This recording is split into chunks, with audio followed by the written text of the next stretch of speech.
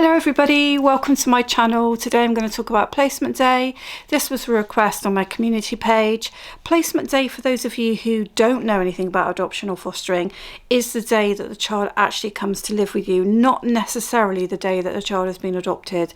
It's when the child comes to be in your care and they've come from wherever they've come from. So if you're fostering, that might be that they've come from a birth family or a different foster carer. If you're an adopter, it's likely, not necessarily, but likely that they've come from a foster family. So those two scenarios are very different anyway, because if I take, for example, when we had our boys come in as foster children who are now our adopted sons, they came in on an emergency, so we didn't have much information about them. They were very traumatized, they were very neglected, and that was very different from another child that we may have had from a foster carer, where some of the balancing out and some of the care and nurturing has already happened. So hopefully as an adopter, so we go down that route, you are going to have had introductions and a time of hopefully more than a fortnight, but normally about 14 days to build up a bit of a relationship with the foster carer and with your newly adopted child who is not actually officially adopted yet. This is something I'm going to talk about in a minute. But yeah, so hopefully you've had that chance to build up that situation. So from a point of view of me being a foster carer on the other side of the fence when the child leaves me, let me talk through what it should look like or may look like, or what my experience of it is.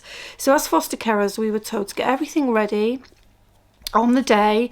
Normally the adopters come quite early. I mean, I don't mean the crack of dawn, but first point of the day. And we were asked to kind of not make a fuss, just say goodbye to the child and just let them walk out the door. And on that day as well, the social worker for the child will normally be there to accompany the whole thing happening. Now, my understanding is that legally that should happen, but I have been in situations where that hasn't happened. But my understanding is that's what will happen. The social worker for the child will be there and will facilitate the handover. It may be that your social worker as an adopter will also be around, but I can only remember the child social worker being there. So the child social worker turns up with you. We hand over as a foster carer, we hand over the child, quick wave, don't look back, it's heartbreaking, but just quickly say goodbye to the child. And then so the fun begins, the part of the placement day begins. Now, again, my understanding is that the social worker will then be at the other end when you get there with your child as well, so that they will make sure that the child has settled into your home. It's almost like the social worker's legal responsibility to make sure that that placement has actually happened. So that's what makes placement day an official thing. Now, bearing in mind that whether you're a foster carer or an adopter, you've built yourself up for this in a big way. This is massive, because even though they're not legally yours, it feels like they're going to become yours that day, and you have waited. You might have been going through this process for years. You may have had really tiring introductions. You may or may not have gone with a foster carer, and finally, this child is coming into your home for the first time. Now, regardless of whether this child's a baby, a toddler, a preschool or whatever, the first thing I'm going to say to you is high level of emotion. There's a high level of emotion now because this child is coming into your home for the first time and you have waited for this.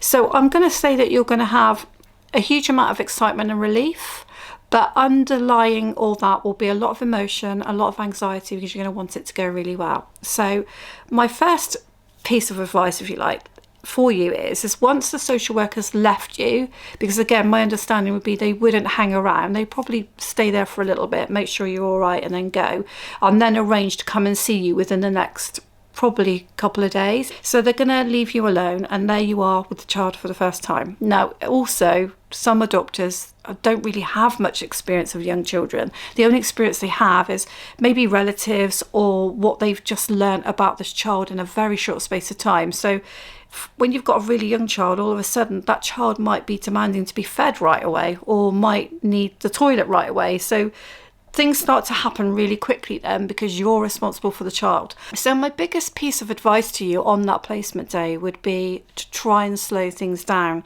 I think probably the knee-jerk reaction and the very kind of reaction that you would expect would be to try and rush around and do things and make sure the child's okay and sort of be on high alert, just wanting everything to be perfect. But if you think about if a family have a newborn baby, okay, because when you give birth, the baby is newborn. When that happens and that you've given birth to a child, and my daughter's recently had a baby not that long ago, there's lots of fuss and anticipation, and the baby's born and all the checks are done and the baby's weighed, and then the midwife leaves you as a person or a couple alone entirely with that baby. Not very long these days, but at least an hour, so that you can have that time to quietly process what's happened. And so my biggest advice would be to you to try to process what's happened, to slow it down, to savor the moment, and not to be rushing around all over the place trying to get things ready and do things. Just sit with the child. So if it's a baby, sit with the baby and just enjoy that moment. A toddler, get a few toys out, sit back and enjoy that moment. And if possible, which it may not be, take some photographs, because this is the first day of the beginning of the rest of your life, God willing, with this child. And you don't want to miss that. You don't want everything to rush by with your adrenaline and your desire to make things right for the child. You don't want to miss that moment.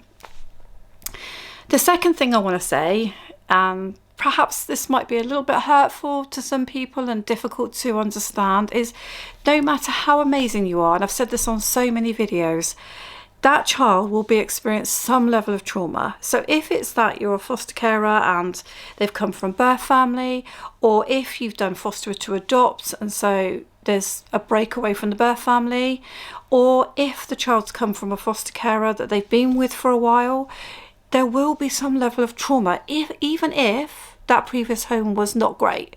So if you don't rate the foster carer, if they've come from a birth family that was abusive or neglected, it still was their family. So there's going to be a level of trauma with the child. So what my experience has been with this, I can only say, is that children and babies go very quiet and very compliant, and they play the game. And sometimes adopters and foster carers read that into the child was amazing. They settle really quickly. Day one, I couldn't believe it, as if they'd been here, all their lives, and it was just so easy. Yeah, but that's not normal.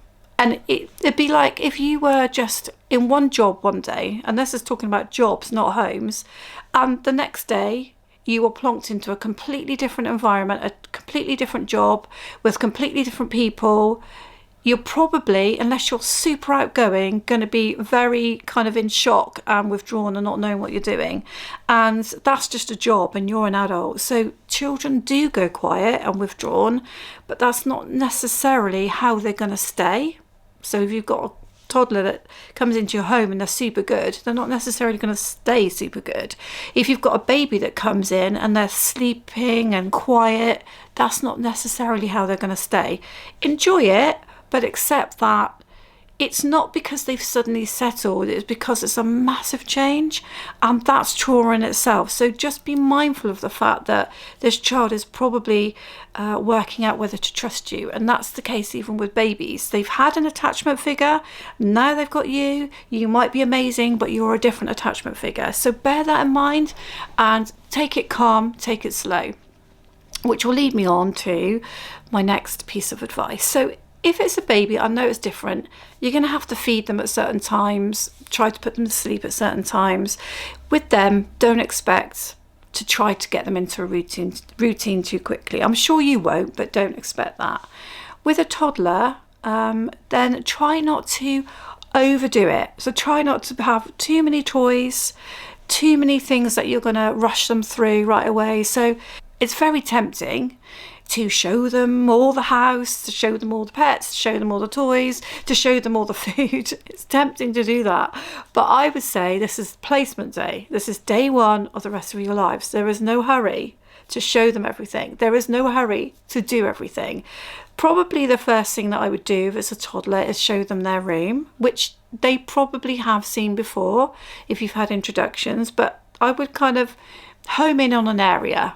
I wouldn't be making them feel like there's all this going on, because when you're a child, everything seems massive, doesn't it?